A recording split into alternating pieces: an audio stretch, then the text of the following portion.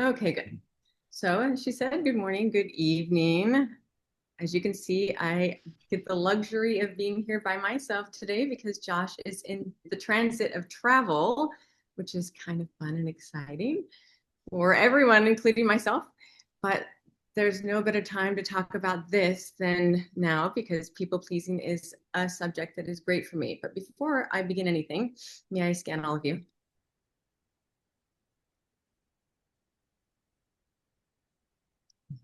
You all have such great hearts. Let's walk up to the creator of all that is. Everybody close your eyes, take a deep breath in, and let's gather all the energy from the bottoms of your feet. Take it all the way through your space, take it up to the top of your head, and see yourself in a beautiful ball of light. Take it up to the sky, through the series of white lights, dark lights, and golden lights, all the way up through that jelly-like substance and into that tingly white light. Let unconditional love fill all the cells of your bodies. While you're there, say, Creator, thank you for my life. Take a deep breath in and open your eyes. Like I said, this is a great subject for me because there's no better time than to talk about people pleasing and this subject. I mean, because really it's all about that pressure that we put upon ourselves and to really perform. It's that really tight anxiety that you get within your chest and that way that you really want to be perfect. And that can be really challenging, especially when you have been doing it your whole life and you try to change the things that you want to change. And luckily, we have theta healing to do those things, but it becomes a habit. And for me, it was definitely that. It was something that I had dealt with my whole life from childhood. And the thing is that most of us aren't out of alignment or recognize that we understand and know who we are. But sometimes we have this thing where we need to perform. And that's what I'm talking about when we want to be and seen a certain way. And it's not that we're trying to necessarily act, it's just that we forget how to really step into our true selves and who we are authentically. And that performing self, it's not necessarily that it's fake, it's just adaptive to the environments that we go to where we want to feel accepted or be a part of something or basically find peace within wherever we're at so that it's not causing drama or trauma wherever we're doing things. A lot of that times that comes from and is formed in our childhood through like social norms or culture or even some of the trauma that we may have experienced. A lot of times that can show up as things like the fixer, the achiever, the entertainer, the strong one, the peacemaker, and of course the people pleaser. And I find that um, that's the one that we obviously are going to talk about. So that's what I had to do is I had to reclaim really the energy that I had spent so much time being agreeable, digestible, and really needed. And I think that when we try to put ourselves out there and try to be ourselves, and then it's not accepted the way that we really want it to be, then we kind of revert back into this place where we find a mold that best fits for us. And as a child, that was something that I definitely did. I have a sister who's visiting me here this week, and we were just talking about this yesterday and about how we found ourselves doing that more often than not, where we would I'm the oldest of the six children that we have, and I would constantly be putting myself in a place where I wanted to not cause problems. It was more like the peacemaker. Of course, I always wanted to be kind and generous because that is it's not just to be kind and generous, but it's like emotional safety. But it's disguised as like selflessness. And so I found myself trying to be selfless all the time in a place where I didn't know how to really fit or really truly be myself. And sometimes that can be the hardest part because you want to be helpful. I mean, we're raised to be helpful. We are grown in a society that says help and be a part of things. And Um, Even in schools, we're told to help, and even if you have siblings, like let's help each other. And but then when does it go too far? I found like one of the places that it really went too far was when I would say things like, if I'm not useful enough, I'm not lovable. And that was kind of the programs that I found when I was working on this, that really came up, that, and maybe that was the ones that you feel too, or when you feel your body saying and screaming out loud, when you say no and you are just saying yes the whole time. It's like, how many times do you have to say yes for your entire body to say no, no, I know I don't want to do this, or you felt like it was just safer to say yes than it was to say no. And I felt like a lot of times in my life that was constant. That was something that was there because I didn't like the guilt that was associated with it. And it wasn't necessarily guilt for being or doing something or saying something that was wrong. It was more like stepping out and being myself and putting this protective wall around who I was, and having these boundaries. And I think that's where the guilt comes up and has that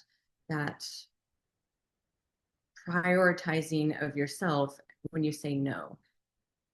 And it can be really challenging, especially for your nervous system, as it's really grown to really understand who you are over these time periods of people pleasing, because it's just used to the patterns over and over of that shallow breathing, that racing thoughts, those anxieties, that pressure, that almost that abandoning that comes up in a way that fear takes over, because those patterns that we feel within our nervous system is almost like a fawn response, where you feel like you just can't be yourself unless you are used to this pleasing or stepping out and asking to be accepted for who you are. And it's not like you prioritize others over yourself, but it's something that you have learned for so long. And being agreeable or low maintenance or saying no feels almost like a violation to yourself and your emotional rhythms. But really, the truth is that we're not responsible for other people's comfort. We're responsible for our own clarity. And guilt is just an emotional, toxic detox of our identity change. It's what we feel when we stop abandoning ourselves. Emotional boundaries don't equal rejecting others. It's something that is used to protect our truth. And sometimes I feel like we need to be liked so much, or want to be liked so much, that we put it as a requirement rather than a preference. And that really takes over some of the real things that we have going on inside us that allow us to be ourselves. Um, when I was young, my grandma used to say, you are the most wonderful anticipator of everything that you do. You can always read the room, make sure that you do things that are before anybody ever recognizes, they need to be done, whatever that would be, because you're so helpful. And I always thought those are such great, wonderful characteristics to have. But then I realized they weren't necessarily as I grew older. These were things that were survival mechanisms, things that I had used in order to stay safe, in order not to feel rejected or judged or evaluated. And I felt like it kept me in good relations, but it was really that I was pushing aside the part of myself than it was for being with other people and responding to them. And that people pleasing, that perfect moment, that way of proving myself really took over.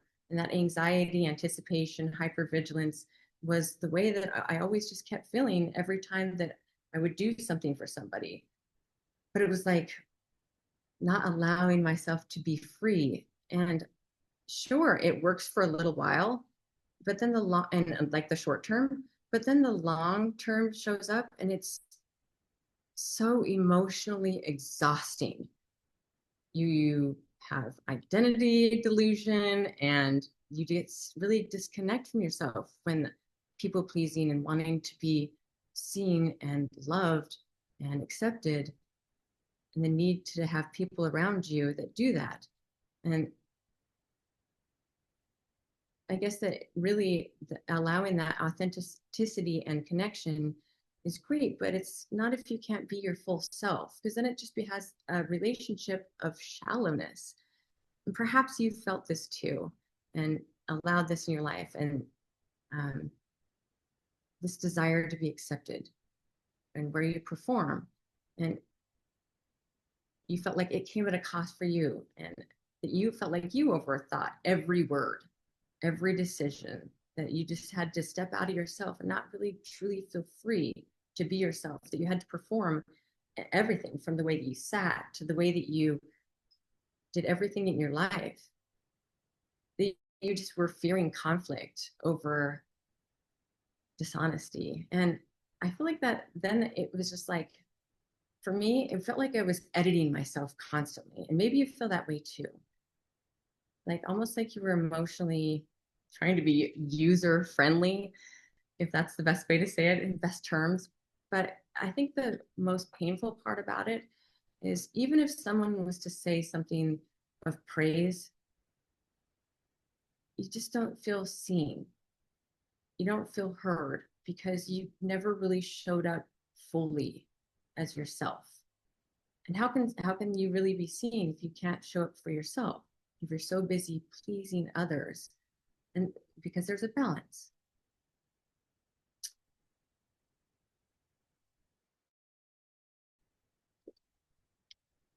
I think that the need for to be liked and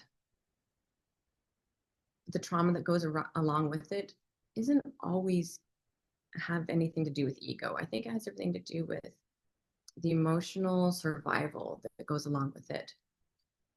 But every time that you choose yourself and you show up fully, it's like you rescue this part of yourself that felt like it needed to earn love.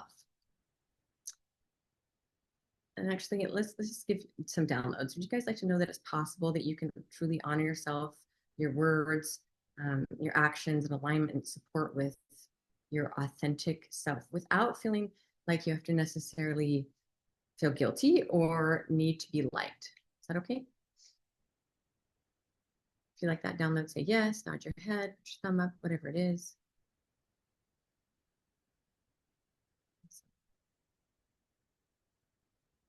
I feel like emotional attunement doesn't mean managing others.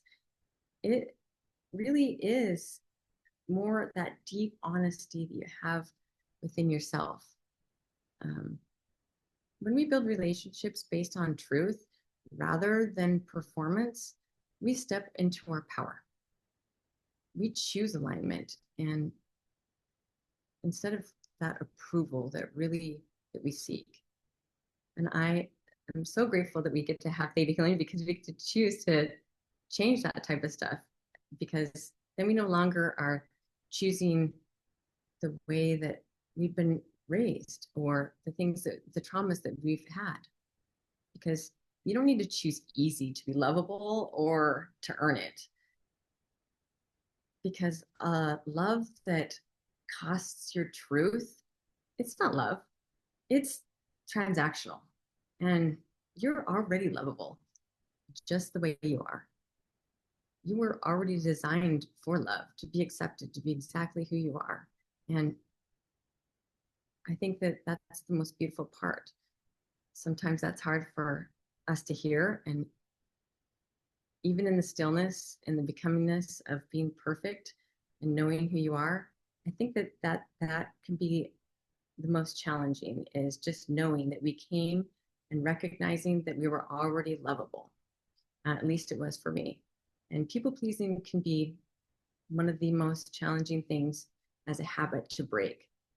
But I think that when you actually try and you're able to make it something that you recognize every single day and that you work at, that it's something that you can change, of course, and it's something that you can recognize within yourself and really overcome, and find that you don't have to keep staying in the molds that you've done or the traumas that you've had in your life, because you're perfect just the way you are. And I hope that was exactly what you need to hear today. And I'm so grateful that you all joined me today. That was a lot of fun. And hopefully next time we'll get a chance to have us both together. And thank you for all the interpreters for being a part of this.